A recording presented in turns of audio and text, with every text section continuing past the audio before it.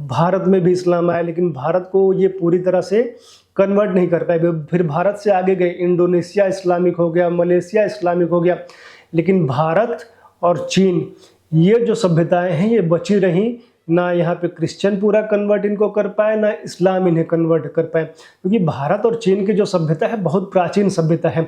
हाँ, चीन में जरूर चीन की वहीं की सरकारों ने वहाँ की प्राचीन संस्कृति की सभ्यता को कई सारे अंशों को मिटाने का प्रयास किया, जो वहाँ के बौद्ध मठ वगैरह को तोड़ा गया, बहुत वहाँ पे नरसंहार भी हुए, और चीन में एक ऐसा धर्म स्थापित करने के प्रयास किया गया कि अनिश्वरवाद, कि हम किसी ईश्वर को नहीं मानते हैं।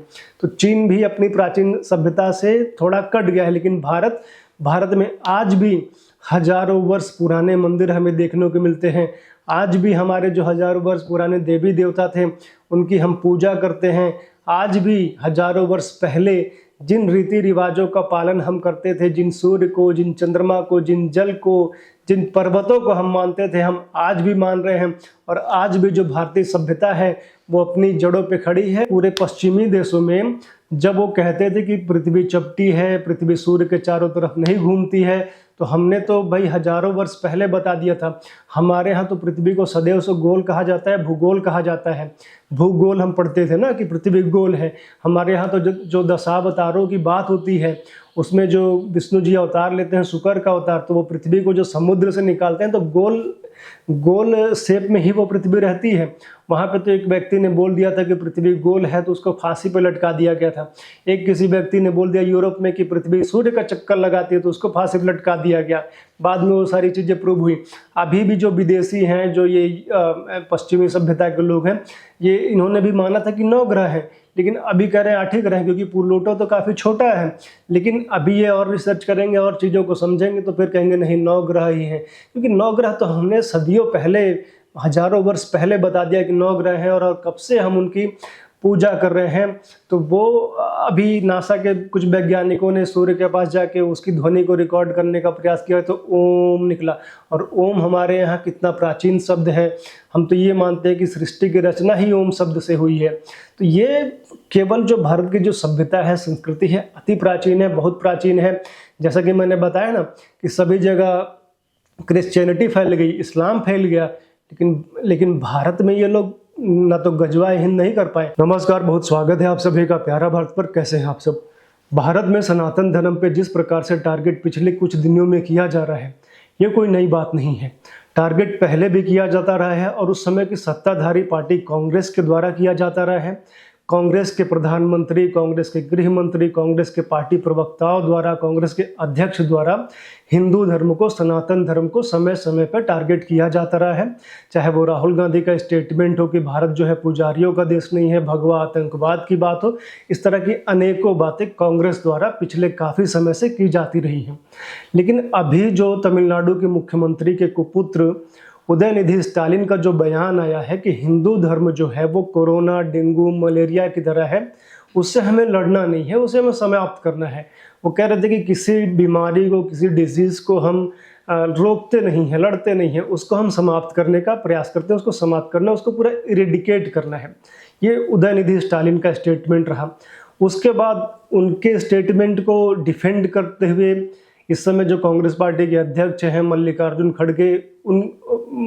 खड़गे, उनके पुत्र जो है कर्नाटक में मिनिस्टर हैं, उन्होंने भी यही बात कही कि जो धर्म भेदभाव को प्रमोट करता है उसे मिट जाना चाहिए। चूँकि वो उदयनिधि स्टालिन के स्टेटमेंट पे बोल रहे थे कि उदयनिधि स्टालिन ने सनातन की बात की थी, तो भी उसी पे कह रहे थे, तो वो भी सनातन को ही टारगेट कर रहे थे। वो कोई ईसाई या मुस्लिम को टारगेट नहीं कर रहे थे। अब वो भले कहें कि मैं जब ये कह रहा हूँ कि जिस धर्म में बराबरी नहीं है, जिस धर्म में इनइक्वलिटी समाप्त हो जानी चाहिए, तो वो एक मामले को भटकाने का प्रयास कर रहे हैं। वो टारगेट जो है सनातन धर्म को ही कर रहे थे। दूसरी तरफ इसी विषय पर बोलते हुए एक डीएमके के एक नेता हैं ए राजा, उन्होंने कहा कि जो उदयनिधि स्टालिन हैं उन्होंने तो कम ही कहा, ये जो सनातन धर्म है वो तो HIV की तरह है, HIV गुप्त रोगों की तरह है। उन्होंने तो केवल डेंगू मलेरिया कहा। तो ये जो अपमान ये कर रहे हैं, ये जो ए राजा है, ये DMK पार्टी से आते हैं। 2G घोटाले में इनका नाम था। और ये जो DMK है वो कांग्रेस की अभी सहयोगी है, यूपीए में भी ये लोग सहयोगी रहे। और ये जो इंडी अलायंस करके इन्होंने बनाया है, उसमें एक डीएमके महत्वपूर्ण भूमिका निभाता है। तमिलनाडु में इनकी सरकार भी है।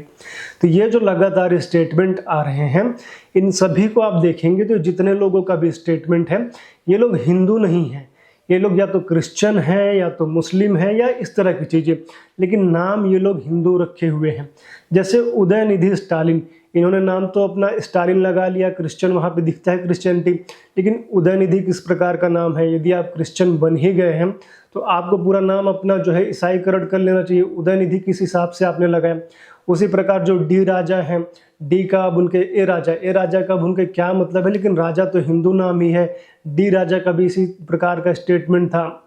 उसी प्रकार जो मल्लिकार्जुन खड़गे के पुत्र है प्रियांक खड़गे, उनका नाम हिंदू तो है, लेकिन इनके पिताजी कहते हैं कि भारत में यदि मोदी जी आएंगे तो सनातन धर्म की वापसी होगी, सनातन धर्म की सत्ता होगी। तो ये लोग सनातन धर्म के विरोधी हैं, ऊपर से नाम इन्होंने केवल हिंदू रखा है।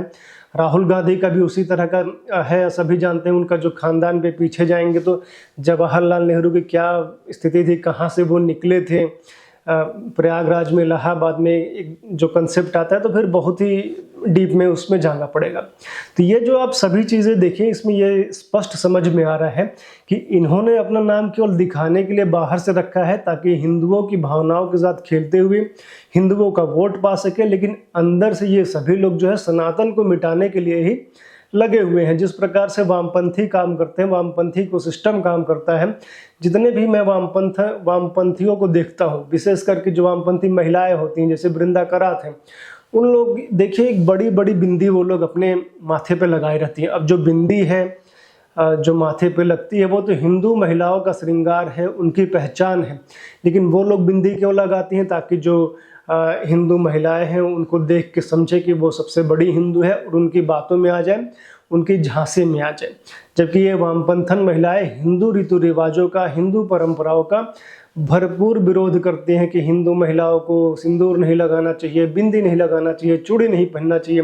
तो जब आप विरोध करते हैं तो आप स्वयं क्यों इतनी बड़ी बड़ी और बहुत बड़ी बिंदी ये लोग लगाती हैं? तो केवल इसीलिए ताकि हिंदू जनता को मूर्ख बनाया जा सके।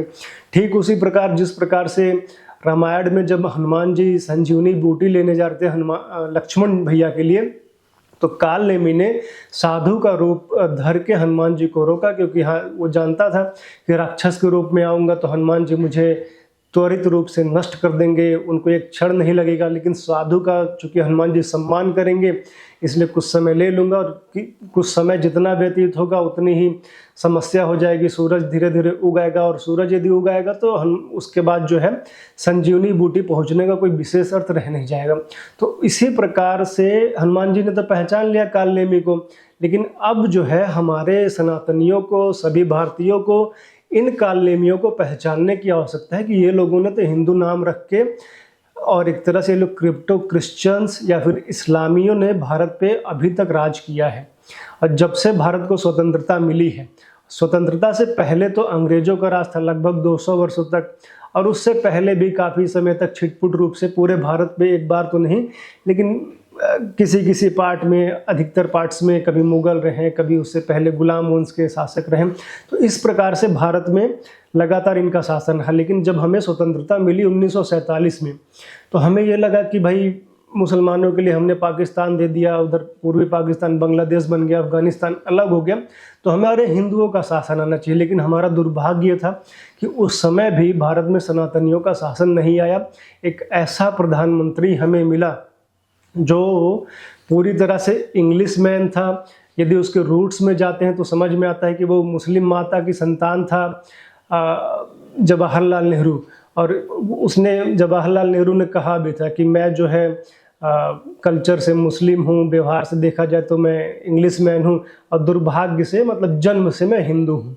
तो वो जवाहरलाल नेहरू मिला, और वहाँ से जो है उसने हिंदुओं का ही, सनातनियों का ही काफ़ी विरोध किया। चाहे वो हिंदू कोड बिल लाना हो, हिंदू मान्यताओं में इंटरफेरेंस हो, जबकि अन्य धर्मावलंबियों के नियमों में उन्होंने इंटरफेरेंस नहीं किया। मुसलमानों के लिए, ईसाइयों के लिए कई सारी सरकार की तरफ से योजनाएं चलाई, कई जगह सब्सिडी दी, उनको बढ़ावा देने का भरपूर प्रयास हुआ, लेकिन हिंदुओं को वहीं से दबाने का प्रयास हुआ। तो वो जवाहरलाल नेहरू के समय था, जबकि सरदार वल्लभ भाई पटेल और भी जितने हमारे उस समय हिंदूवादी नेता थे वो सभी चाहते थे कि कुछ भारत देश सनातनियों का है तो सनातनियों की गौरव गाथा होनी चाहिए, सनातनियों के लिए कुछ होना चाहिए। इवन यहाँ तक जब सोमनाथ मंदिर के पुनरुद्धार की पुनर्निर्माण की बात हो रही थी तब भी जवाहरलाल नेहरू ने विरोध किया था और राजेंद्र प्रसाद को फटकार भी लगाई थी, वो जबकि राष्ट्रपति थे। तो इस प्रकार से जवाहरलाल नेहरू का कार्यकाल रहा। उसके बाद इंदिरा गांधी का कार्यकाल भी कुछ अलग नहीं था। उन्होंने भी गौरक्षकों पे गोलियां चलवाई, साधु संतों पे गोलियां चलवाई। उनकी शादी भी फिरोज खान से हुई थी, तो वो भी कोई हिंदू तो रही नहीं थी। ऊपर से चाहे जवाहरलाल नेहरू हों, मन से ये हिंदू नहीं थे, लेकिन उन्होंने हिंदुओं को मूर्ख बनाने के लिए पंडित टाइटल रखा हुआ था। फिर बाद में जवाहरलाल नेहरू को लगा या गांधी जी को लगा कि भाई अब तो उसके बाद इंदिरा खान हो जाएंगी, तो जो हिंदू समाज है, सनातन समाज है भारत को, वो इन्हें किस बेसिस पे वोट देगा। ना तो इनके एक्शंस उस दिशा में जाते हैं, ना इनका नाम उस दिशा में रहेगा। तो गांधी ने अपना नाम इंदिरा गांधी इनको दिया, तो इंदिरा गांधी वो रही, तो इंदिरा गांधी का नाम चला। जबकि ये देखा जाए तो इन्होंने फिरोज खान से शादी की थी, तो सब टाइटल जो है इनको फिरोज खान का लेना चाहिए था। उसके बाद आगे बढ़ते हैं तो राजीव गांधी जो हैं वो भी भारत की संस्कृति में रचे बसे हुए नहीं थे, क्योंकि इंदिरा गांधी भी सनातनी नहीं थी, उन्होंने भी फिरोज खान से शादी की थी। और नटवर लाल ने अपनी पुस्तक में लिखा भी है कि वो जब अफगानिस्तान में गई तो वहाँ एक कब्र पे रोते हुए उन्होंने कहा कि आज मैंने अपने पूर्वजों के प्रति अपना जो मेरा जो कर्तव्य है वो पूरा किया। मतलब वो अपना पूर्वज वहाँ से जोड़ रही, फिरोज खान के उससे जोड़ रही थी। राजीव गांधी भी सनातन में नहीं रचे बसे थे। फिर उन्होंने सोनिया गांधी से विवाह कर लिया जो कि एक क्रिश्चियन थी, और ये भी उनके विषय में सुनने आता है कि वो जासूस है। सोनिया गांधी एक स्पाई थी। नहीं तो एक राजीव गांधी तो प्रधानमंत्री के पुत्र हैं, और जिस प्रकार से भारत में डायनेस्टी चल रही थी, पूरे विश्व को पता होगा कि राजीव गांधी प्रधानमंत्री बन सकते हैं, फिर उनके बाद जो उनका पुत्र होगा वो प्रधानमंत्री बन सकता है। तो सोनिया गांधी को प्लांट किया गया होगा, और इसीलिए एक इतने बड़े मतलब व्यक्ति, मतलब एक प्रधानमंत्री का जो पुत्र है बार डांसर, कैबरे डांसर से शादी कर लेता है। तो एक बहुत ही अचंभित करने वाली घटना थी। तो वहाँ फिर आप देखिए सोनिया गांधी भी क्रिश्चियन है, इनका विवाह भी क्रिश्चियन विधि से ही संपन्न हुआ था। उसके बाद राहुल गांधी जो उनके पुत्र हुए, तो ये कोई भी इनमें अभी तक जितने भी है, राजीव गांधी भी प्रधानमंत्री रहे, तो इसमें से कोई भी सनातनी नहीं है, कोई भी हिंदू नहीं है। बीच में एक बार पीवी नरसिम्हा राव जी कुछ उन्होंने कुछ ठीक ठाक थोड़ा काम किया था, तो उसको अभी कुछ दिन पहले जो मणिशंकर अय्यर है उनका स्टेटमेंट आया कि ये हम इनको कांग्रेस से नहीं मानते हैं, तो भाजपाई थे। तो उसी प्रकार जो है कोई भी अभी तक जो शासन रहा, जो गांधी परिवार का जो भी शासन रहा, इसमें सनातनियों को कभी रिप्रेजेंटेशन नहीं मिला, और इसीलिए सनातन का धीरे धीरे भारत में पतन होता गया, सनातन का विरोध होता गया। उत्तर पूर्व जो है वो पूरा ईसाई कन्वर्टेड हो गया, और कई जगह ईसाई बहुत तेज़ी से धर्मांतरण करने में सफल हुए। विशेष करके तमिलनाडु में, आंध्र प्रदेश में तेज़ी से ईसाईकरण हुआ, और ये जो उदयनिधि स्टालिन है, MK स्टालिन है, उसी ईसाईकरण के प्रोडक्ट हैं। तो बीच में आप देखिए एक बार जो है अटल बिहारी वाजपेयी प्रधानमंत्री बनते हैं, और वो कुछ चीज़ों को सही करने का प्रयास करते हैं। लेकिन चूंकि जैसे अभी नरेंद्र मोदी प्रधानमंत्री हैं, तो अभी भी जो इकोसिस्टम है वो मोदी जी के पक्ष में नहीं है, जबकि इनको लगभग 10 साल होने को है, तो समय लगता है इकोसिस्टम बनाने में। तो अटल बिहारी वाजपेयी जी के समय कौन सा इकोसिस्टम रहा होगा? प्रधानमंत्री तो ये बन गए थे, लेकिन पूर्ण बहुमत इनके पास नहीं था। गठबंधन से इनकी सरकार बनी थी, और उसमें भी इकोसिस्टम इनके साथ नहीं था। तो उसमें ये कितना काम करते, जितना कर सकते थे इन्होंने किया, और आध्यात्मिक रूप से उतने ये इंक्लाइंड नहीं थे।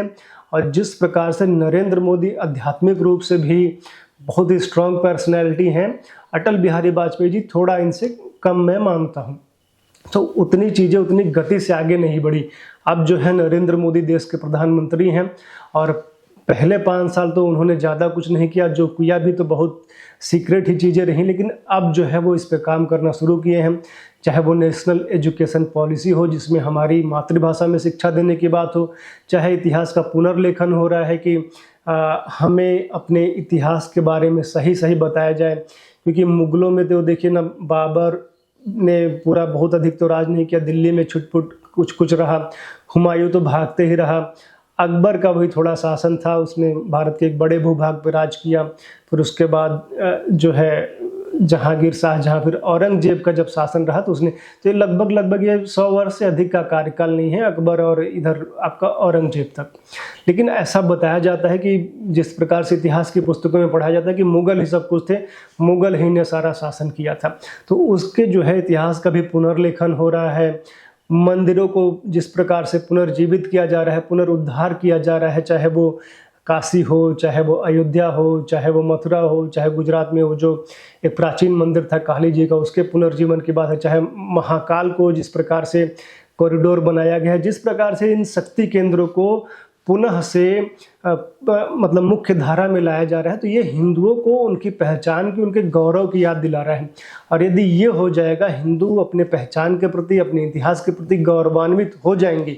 हिंदुओं को यदि ये लगने लगेगा कि वो जो है इन्फीरियर नहीं है, किसी से कम नहीं है, और ये जो बातें पढ़ाई गई आप तो कि सदैव से हिंदू सनातनी गुलाम रहे, उन किसी मामले में अच्छे नहीं, तो ये यदि हीन भावना चली गई तो भारत को विश्व गुरु बनने से कोई नहीं रोक सकता है। क्योंकि देखिए मुगल का जो मैं बता रहा हूँ, लगभग देखा जाए तो ये जो उनका जब बड़े भूभाग पे शासन रहा तो 100 वर्ष से अधिक का समय नहीं है, जबकि विजयनगर एम्पायर दक्षिण में लगभग 300 वर्ष का शासन है।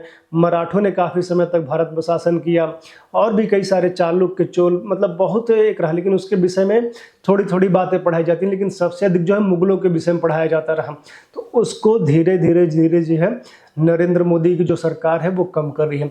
और यही कारण है कि 2014 में जब नरेंद्र मोदी की सरकार बनी, प्रधानमंत्री वो चुने गए, तो विदेश की भी कई सारे न्यूज़पेपर्स ने लिखा कि भारत को पहला व्यक्ति ऐसा मिला है जो एक बहुत बड़ा परिवर्तन है, जो वहाँ की जड़ों से जुड़ा है। क्योंकि नरेंद्र मोदी जो है भारत के हर जिले में, हर गांव घूमे हुए हैं, भारत की जड़ों को समझते हैं, भारत की संस्कृति, भारत की सभ्यता को समझते हैं। तो ये जो है भारत के गौरव को पुनर्जीवित करने का प्रयास कर रहे हैं। और ये जो MK स्टालिन के पुत्र उदयनिधि स्टालिन कह रहे हैं कि सनातन को इरेडिकेट कर देंगे, सनातन को समाप्त कर देंगे, तो वो सपने देख रहे हैं। क्योंकि विश्व में अनेक बड़ी सभ्यताएं थी, बड़ी सभ्यताएं थी जो मिट गई। और कहा भी जाता है यूनान, मिस्र, रोमा सब मिट गए जहाँ से, लेकिन अभी तक है बाकी नामो निशा हमारा। कुछ बात है कि हस्ती मिटती नहीं हमारी, सदियों रहा है दुश्मन दौरे जहाँ हमारा। मतलब चाहे वो रोम की सभ्यता हो, चाहे वो मिस्र की सभ्यता हो, चाहे वो पर्सिया की सभ्यता हो, चाहे वो इस्लाम के उदय से पहले जो अरब की सभ्यता हो, वो सभी सभ्यताएं मिट गई। मिस्र की सभ्यता थी जिसने पिरामिड पूरे विश्व को दिया, इतनी बड़ी वहाँ की सभ्यता थी। पर्सिया की एक बहुत बड़ी सभ्यता थी। रोम का सभी नाम सुनते हैं, अरब की सभ्यता थी।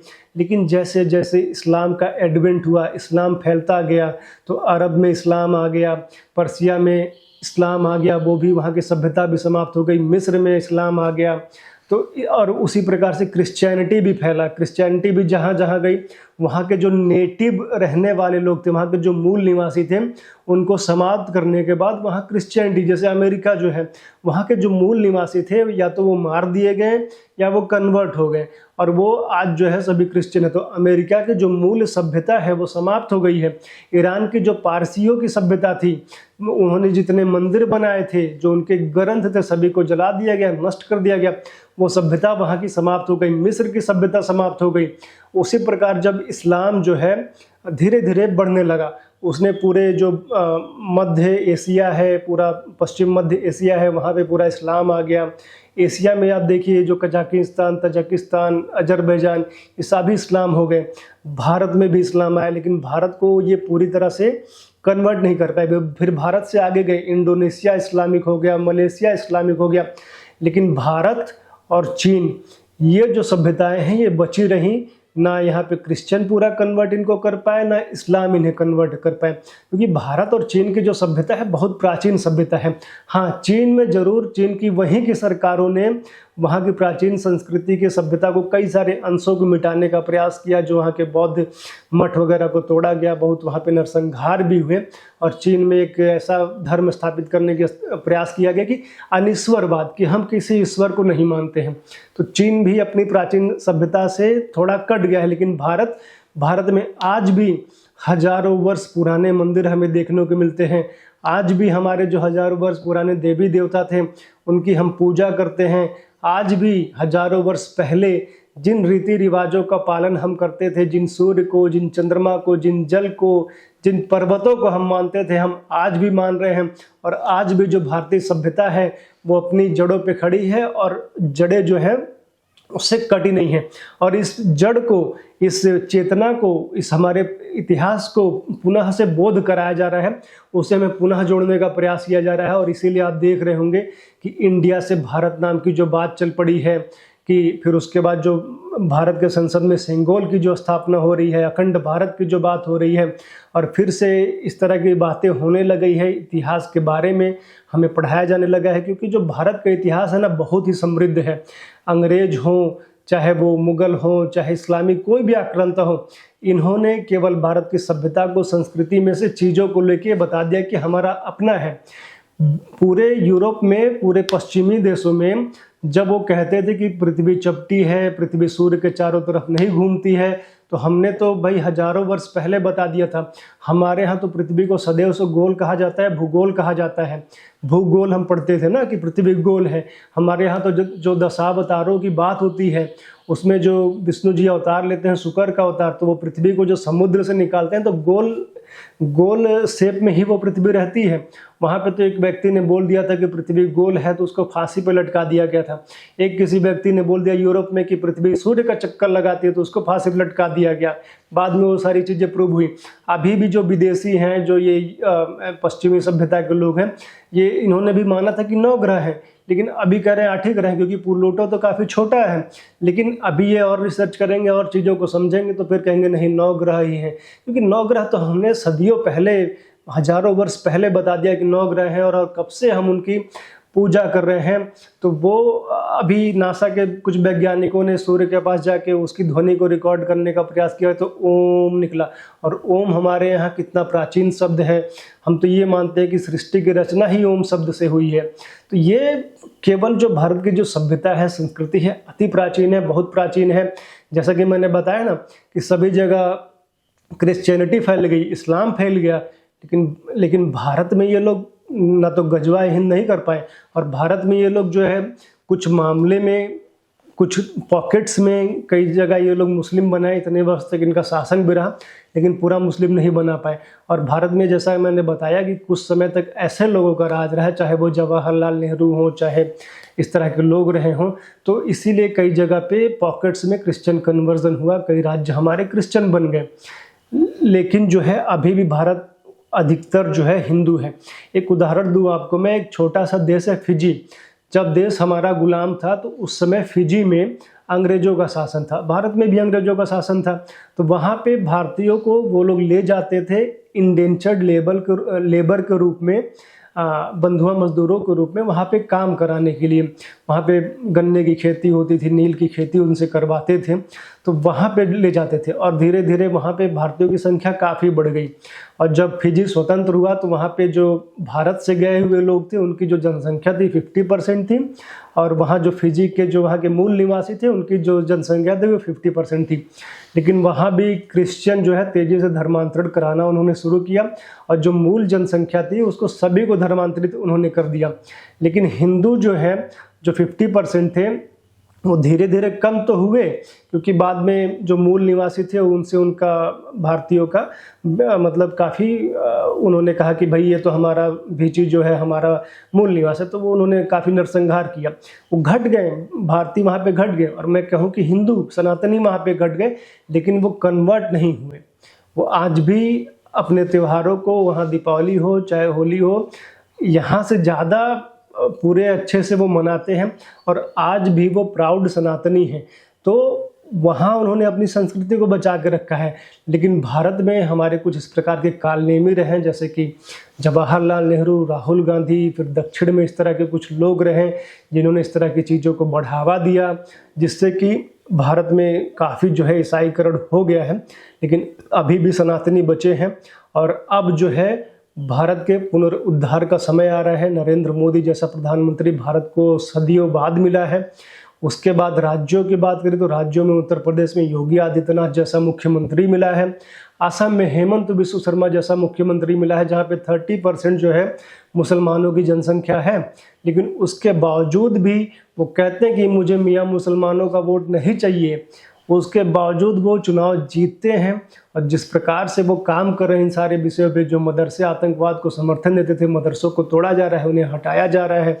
हिंदुओं को जो है संस्कृत के पाठ पढ़ने के लिए, संस्कृत पढ़ाने के लिए बढ़ावा दिया जा रहा है, क्योंकि भारत में ये लोग जो है मदरसों को तो पहले बढ़ावा देते थे, जितने भी कालनिमी थे मदरसों को बढ़ावा देते थे, मस्जिदों को बढ़ावा देते थे, चर्चों को बढ़ावा देते थे, मंदिरों से केवल पैसा लेते थे ये लोग, मंदिरों को कुछ देते नहीं थे। लेकिन अब जो है संस्कृत को भी बढ़ावा दिया जा रहा है, मंदिरों को भी कुछ बढ़ावा देने में कुछ चीज़ें आगे बढ़ रही हैं। तो आने वाले समय में भविष्य जो है भारत का काफ़ी अच्छा होने वाला है। और नरेंद्र मोदी के बाद जो है योगी आदित्यनाथ जैसे या फिर हेमंत बिस्व शर्मा जैसे ही प्रधानमंत्री बनेंगे देश का, और पूरी संभावना है कि भारत जो है पुनः अपने सनातन गौरव को प्राप्त करेगा। और ये जो कालनेमी है, ये जो क्रिश्चियन बने घूम रहे हैं, इनका क्या होगा ये लोग स्वयं सोचिए, क्योंकि पूरे विश्व में जितने भी ईसाई देश हैं, जितने भी ईसाई कंट्रीज़ हैं, वो लोग, उनका ईसाई धर्म से मोहभंग हो गया है। वो लोग जो है अनिश्वरवाद में विश्वास करने लग गए हैं, या कई लोग जो है सनातन की तरफ बढ़ रहे हैं। आप देखिए ना किस प्रकार से पूरे विश्व में इस्कॉन का काम बढ़ रहा है। जितने विदेशी हैं हरे रामा हरे कृष्णा कर रहे हैं, वो बनारस आते हैं शांति ढूंढने के लिए। तो काफ़ी तेज़ी से जैसे जैसे विश्व की चेतना जगेगी, जैसे जैसे अधर्म का प्रभाव कम होगा, वैसे वैसे सनातन बढ़ेगा। और ये सनातन का बढ़ने का ही समय है और भारत पुनः अपने गौरव को प्राप्त करेगा। इन्हीं सब विषयों के साथ बहुत धन्यवाद कि आपने मुझे सुना। और आप लोग चैनल पे पहली बार आए हैं तो प्लीज़ सब्सक्राइब कर लीजिए। वीडियो अच्छा लगा तो शेयर कीजिए, लाइक कीजिए और चैनल को ज्वाइन कर लीजिए। आप लोग जुड़े रहिए, देखते रहिए प्यारा भारत। धन्यवाद, नमस्कार।